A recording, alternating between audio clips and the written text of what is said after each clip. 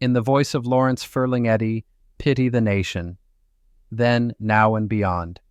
I wrote Pity the Nation in 2007, not as a call to arms, but as a whisper through clenched teeth, a lament and a warning wrapped in rhythm.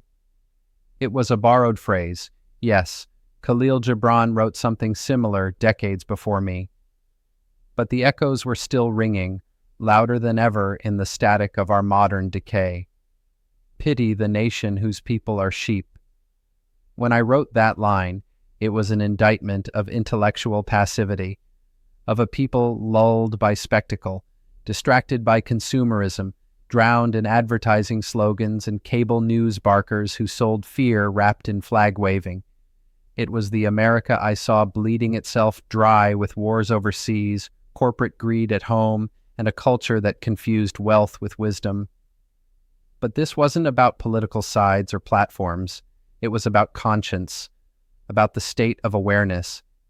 The nation I pitied wasn't just a place on a map.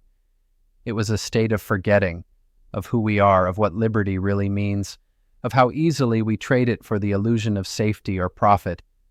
And now the poem reads like prophecy.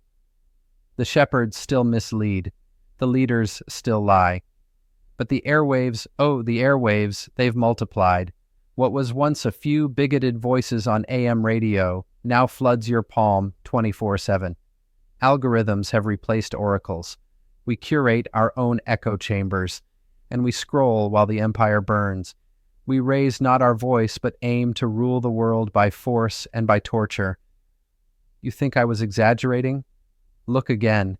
Drones, black sites, economic warfare, language reduced to slogans, dissent reduced to hashtags, and yet I never stopped believing in the power of a single voice, a voice not just to protest, but to remind.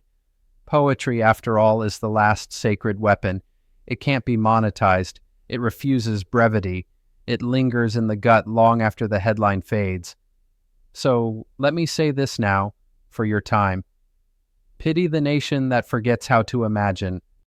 Pity the people who stop asking questions. Pity the culture that confuses noise for music and opinion for truth. But don't just pity. Awaken.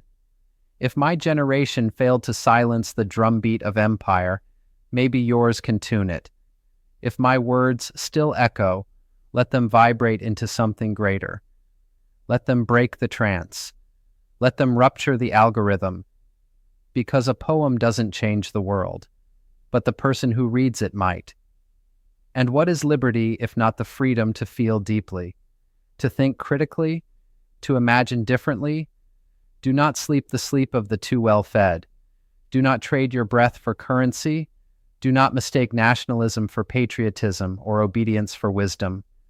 Instead, learn, listen, love radically, question without shame, and when your turn comes to speak, do not whisper. This poem was mine, but the grief it carries, the vision it dreams, it's yours now. Take it, wield it. Write the next verse. Lawrence Ferlinghetti,